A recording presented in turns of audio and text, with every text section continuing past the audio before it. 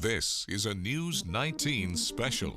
Pain and Suffering, the Opioid Story, sponsored in partnership with the Mark Wahlberg Youth Foundation and Walmart. Good evening, I'm Emily Forrester. We are so glad you're joining us online for this discussion on our News 19 special, Pain and Suffering, the Opioid Story. We hope you found our special report on the air over the last hour informative, and for the next 30 minutes we will continue that conversation here on Facebook Live. So if you're watching online, you can drop a question for our experts in the comments, and we will continue to ask those questions to our guests. We do want to introduce you to our guests now. Thank you guys so much for joining us. We're very grateful that you're here to participate in this conversation. We've got Kim Holder, who's on the board of directors of Not One More Alabama, Tawanda Thorne-James, a DEA assistant special in charge with the Drug Enforcement Administration office in Birmingham, and Dr. Wes Stubblefield, the district medical officer for North Alabama with the Alabama Department of Public Health. Thank you guys so much for being here. Thank you for having me. We had all of you guys had segments in the special that we aired just now on News 19. This topic has brought up a lot of viewers who have said they're grateful that we're at least talking about this. It seems like we don't really go a day, sometimes a week for sure, without talking about opioids or fentanyl or its impacts in some way on North Alabama. So I wanted to kind of start with what you guys do, what your role is in this epidemic, and how you're trying to help. So Dr. Stubblefield, tell me a little bit about what ADPH's goal is. What are you guys looking at when it comes to opioids right now? So with ADPH, what we're trying to do is to make sure we have a handle on not only what's happening in all of our counties, but what's happening specifically at our counties that are at highest risk. So we're helping for some of our counties to write grant proposals to deal with some of the issues that surround the opioid crisis, and also with the media, we're trying to make sure that we get the information out there that the public needs. Tawanda, what is the DEA's role right now? Obviously, fentanyl is one of the biggest things that we're talking about when it comes to opioids. What is y'all's standpoint? What are you working on right now when it comes to this epidemic? So our primary goal is to save lives, and we are doing that by, number one, going after the cartels who are responsible for bringing so much fentanyl and these opioids into the country.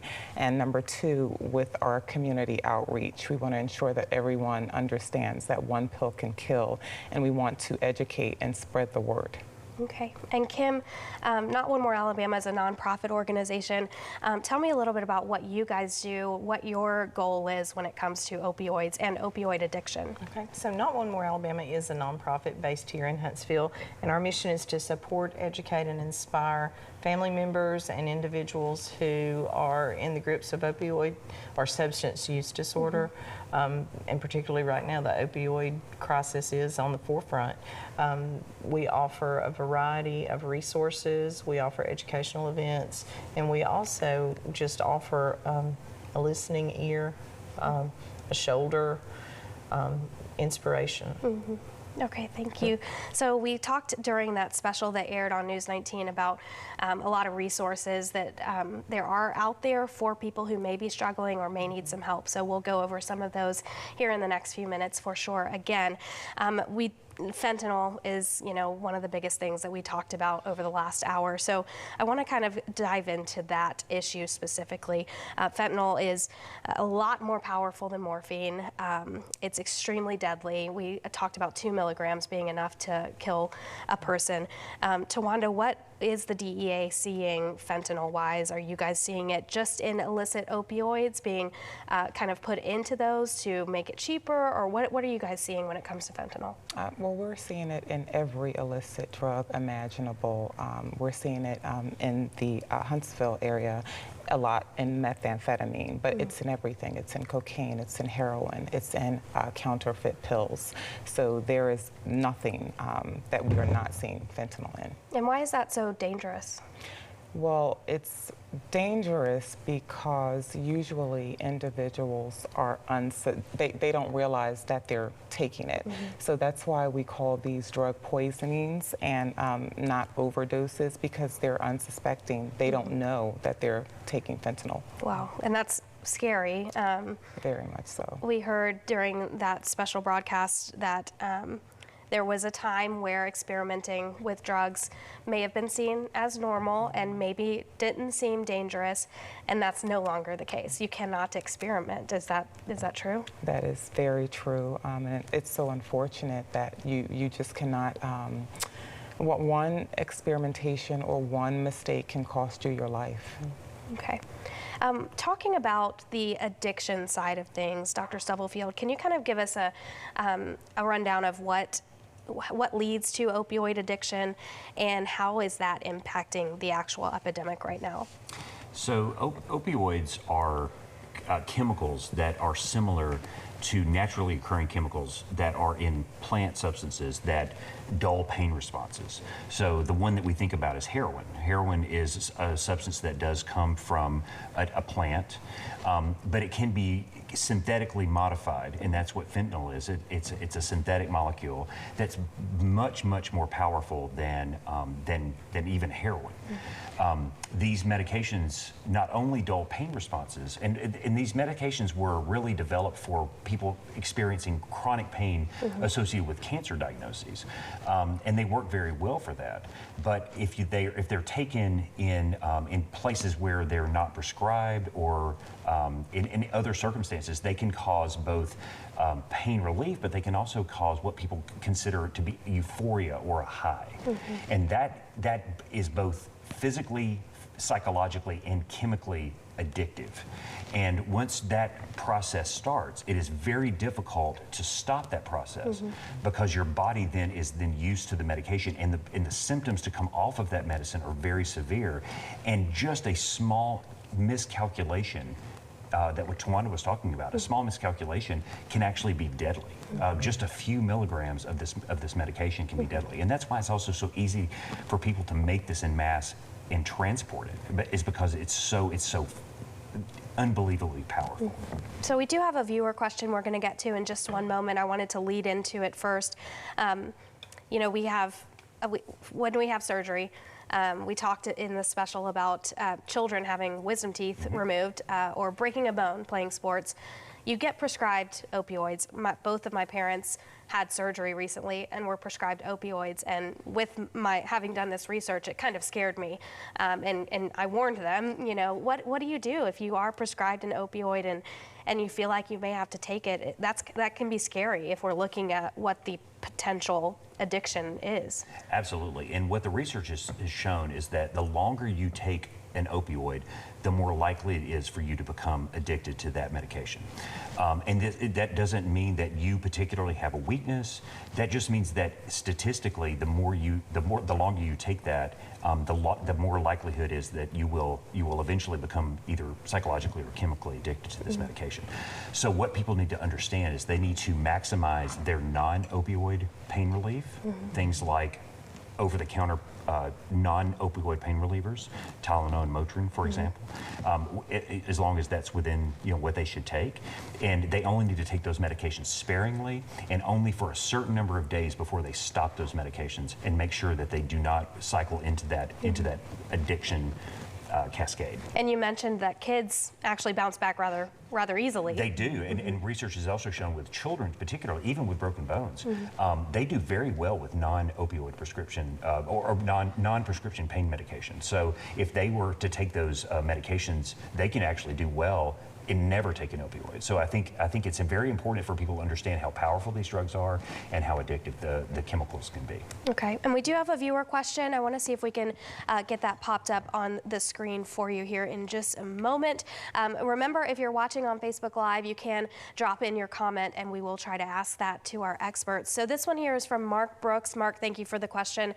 What about people with chronic pain that don't abuse medications? What should they know about this epidemic? So people do have chronic pain, and they are treated for chronic pain with medications that include opioids, but also include other types of medication. So what people should do is make sure that they are talking to their prescriber about their chronic pain, making sure that they're utilizing every non-opioid type pain relief that they can have, and also making sure that they don't have any other surgical or minimally invasive procedures that they might can have to minimize that pain, depending on what type of chronic pain they have. And understand that, again, these medications are are extremely addictive, and that even people who take them for non, even to people who take them as prescribed medications, they can be very dangerous. Okay. Tawanda, I want to dive a little deeper into this this kind of motto, I guess. I don't know if motto is the best way to say it, but the one pill can kill. We talked about how it's dangerous to experiment with drugs. Tell me a little bit more about what the DEA is doing in order to kind of get that message out there for people. Well, we have a diversion and regulatory component that works diligently to ensure that physicians are educated or educating and working with their patients to only subscribe the necessary or needed amounts of medication. But we also encourage individuals to only get their medicines from a licensed physician or pharmacist, to not go online or to obtain any pills from social media because they are not regulated and you do not know what's in them. So you don't know what you're getting when you purchase pills online or via social media. That's scary. And we talked about in the special that aired on News 19 over the last hour, we talked about a few specific people who this impacts. If you are sitting at home and maybe thinking it's not impacting you, the truth is it probably is in one way or another. I was talking to these guys before we got started and said that I was at a birthday party last week and ended up talking to somebody and they had told me how it was impacting them, and I had no clue. It's somebody you know for sure. Kim, I wanted to talk to you specifically about if it's a loved one that may be struggling with opioid addiction or with substance use in general, because we know that fentanyl can be, in any substances. What do you want people to know? What do you want families to know, friends to know about their loved one who may be struggling? I think the thing that every family member can take away from the knowledge that we've gained just lately is that there's hope. There's hope no matter how far down the scale your loved one has gone. There's always hope. There are family groups that are available for parents, for spouses, children. Very specifically targeted groups that will assist the family member in healing, and never give up hope on that loved one that's addicted. It took a long time for a lot of us to go from active addiction to recovery, and the bumps in the road, while most people would view those as a setback, are stepping stones. And so moving forward each time and taking measures to save my own life is kind of what got me here today, just never giving up hope. Your fellow board member, Jennifer Stogner, talked about her son, Dylan, and the loss of his life last year. That story specifically stuck with me. It was heartbreaking to hear her talk about, but she was willing to be a part of this because she wanted people to know about that. The specific word, hope, she said, in recovery. What's your advice to someone who may be watching and maybe thinking, I'm struggling, I'm trying to keep my head above water. I don't know what to do. What do I do? You have to make a connection. There has to be a connection made in order for somebody to receive help. Reach out, go on the websites that you guys are providing tonight, and don't stop. If the first place you call is not the place for you, then keep going until you find something. Not One More has one of our processes is if somebody leaves us a voicemail, or if they send an email or a message on Facebook, then we take the person on our board of directors who's most qualified to answer that question or to assist that individual. And I don't want to say we pass them off, but we pass them along to the person who is going to be most likely to help them. And a lot of places that will be on your website are going to do the same thing. So if somebody calls and they're in active addiction, then a lot of times they'll send them directly to me, and I'll reach out via telephone, because I always feel like, if I can hear somebody's voice, and they can hear mine, and I can share a little bit of my experience, my strength, and my hope, then that gives them hope. It's like that connection. Yeah, that if I can do it, talked anybody about. can. Absolutely. Dr. Stubblefield, and but while we've got this on your screen here, I wanted to remind you, Kim mentioned this, but we have a lot of resources on our website right now, WHNT.com. There are links galore to resources for you, but the NotOneMoreAlabama.org, that's the nonprofit that Kim is with, and their agency, their website has a lot of links as well. We'll give you some more resources here in the coming minutes as well. Dr. Stubblefield, can you talk to me a little bit about what recovery from opioid addiction looks like? I mean, I know it's probably different for everybody, but what is the process like, and should it be daunting? So treatment is complicated. It is individualized. It might involve medication-assisted treatment. It might involve psychological treatment. It might involve a combination of treatments. But every individual should understand that there are ways to overcome addiction. And it does start with peer support that we've already talked about, that Kim talked about. It involves linkages to care. It involves making sure that you are maximizing those treatments, whether those are medication or not medication, and then knowing and keeping hope for the future. And that's what Kim talked about. It's about hope. It's about knowing that recovery is possible and long-term recovery is sustainable.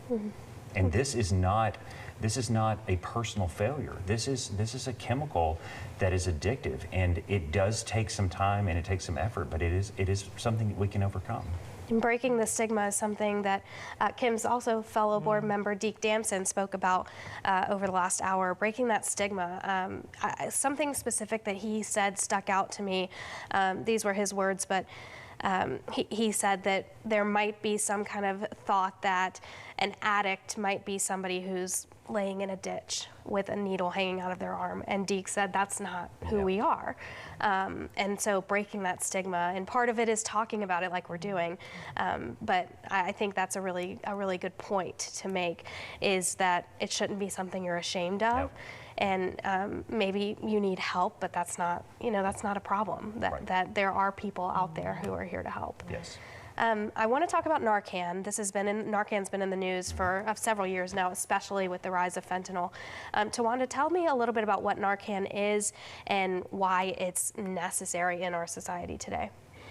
Well, every agent and officer that I know and work with now carries Narcan, and what it does is if an agent or officer encounters someone who they believe has overdosed, it will reverse the effects of opioids, and so we keep that with us now.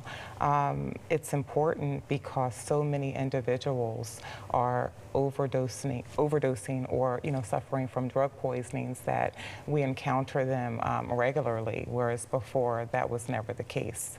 So one of the key things for Narcan is that law enforcement, first responders, as you mentioned, carry it, but it doesn't have to be law enforcement or a first responder or a doctor who administers it. So I did want to talk about, I think we have a viewer question about this as well, if we might be able to pull that up here for our experts, that a caregiver or a friend or a loved one is able to actually administer this. Dr. Stubblefield, can you give me an idea? Yeah, we have the question now. This is from Preston Lamb, Preston, we appreciate you being a part of our special. He shared his story, but he's asking, when can we get Narcan? Preston specifically talked about how he had a friend that he lost.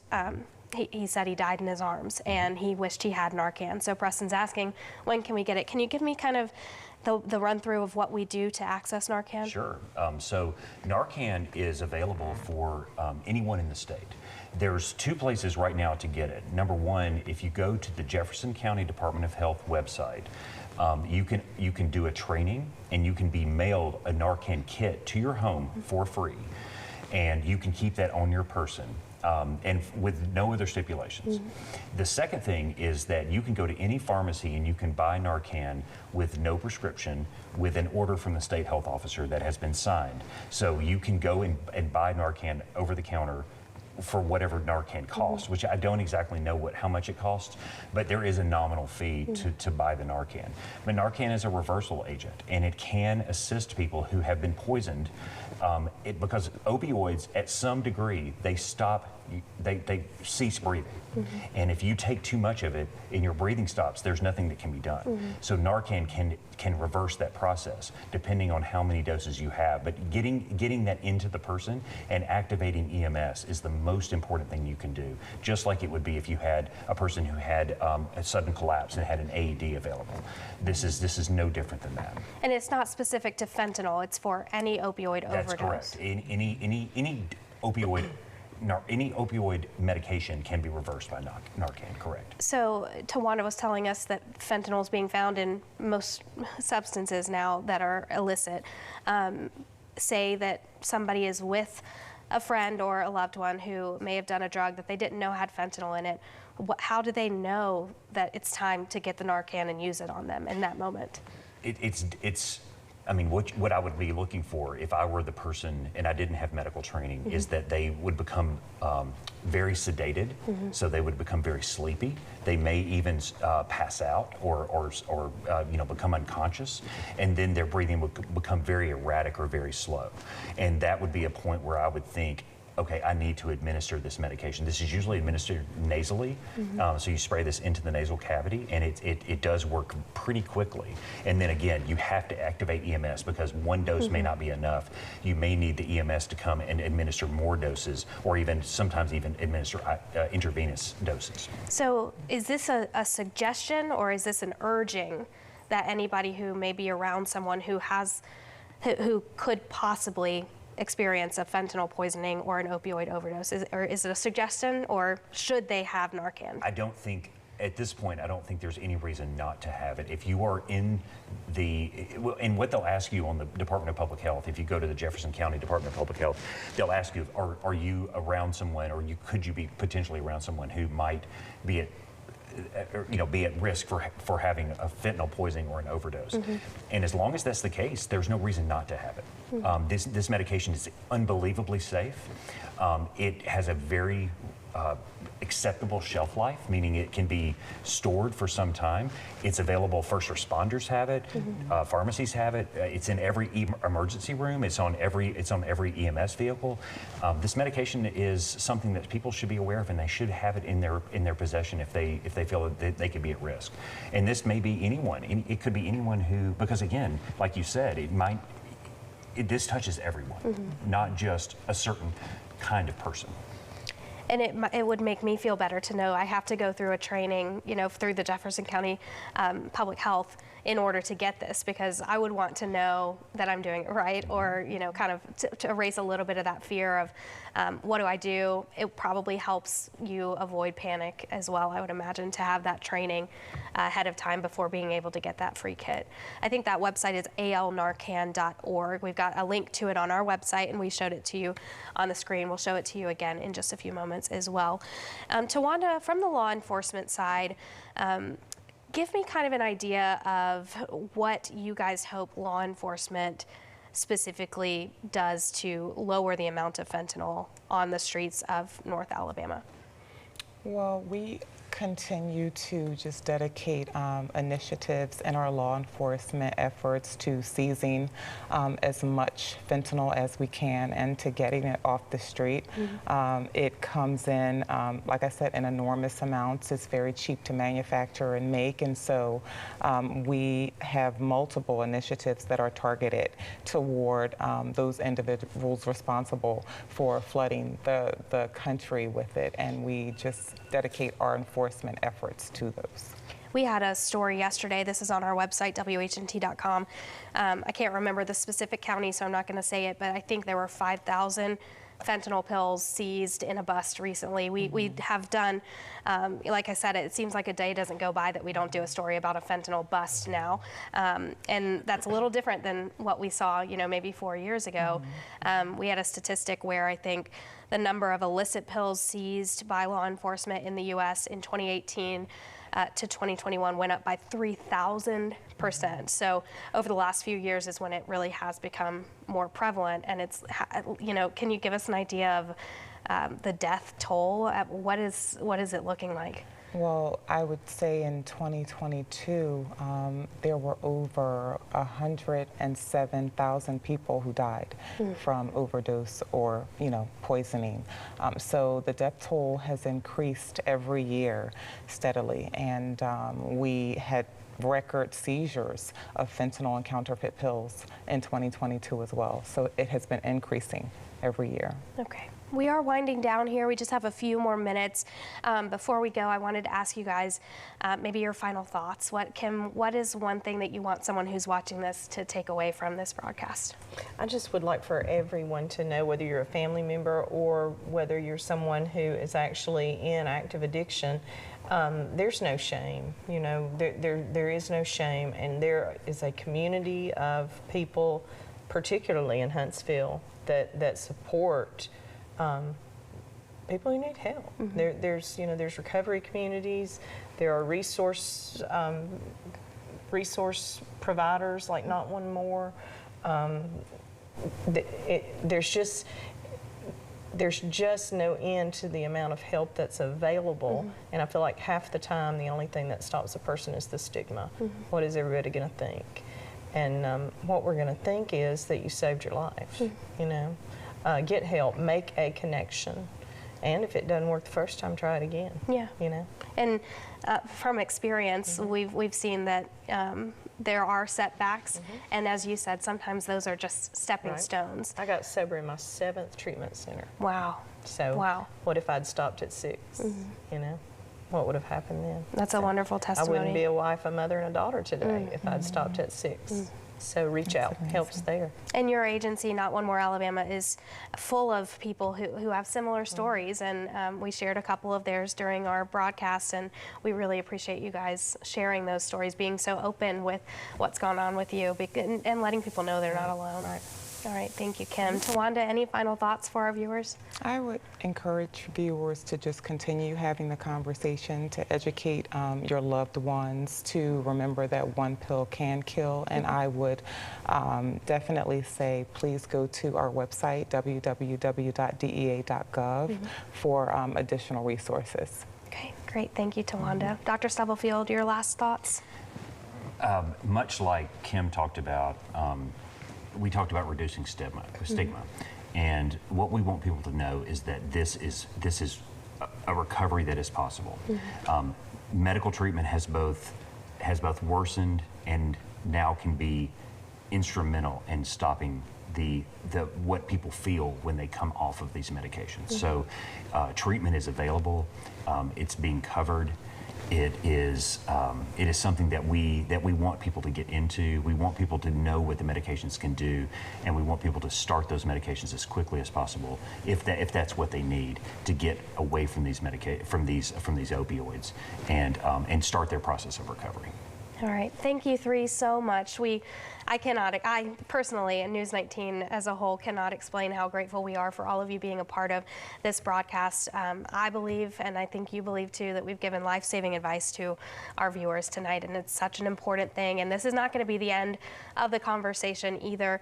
We're going to continue to talk about this. I was talking to somebody yesterday about how our newsroom, this has opened up a whole field of stories for our newsroom. We've done so many more stories in the last few weeks because we've made contacts in this community, and so we're grateful for all of you and for your expert advice. Really quick before we go, we do want to give you another list of these resources here. You can find a lot of resources on our website, whnt.com. We have notonemorealabama.org. That's Kim's organization, that nonprofit. We're going to pull this up for you. There's also the Ross State Helpline that's available 24/7. That number for you is 844-307-1760. That's for anybody seeking support for substance use disorder. You can also chat with them online at rosshelpline.org. There's a national helpline that is with the Substance Abuse and Mental Health Services Administration. It's a free, confidential, 24/7 treatment referral and info service. We've got that information on WHNT.com as well. That number, I think we have a graphic with that, if we can pull that up too. That number is 1-800-662-HELP, which is 4357. Again, that's on WHNT.com.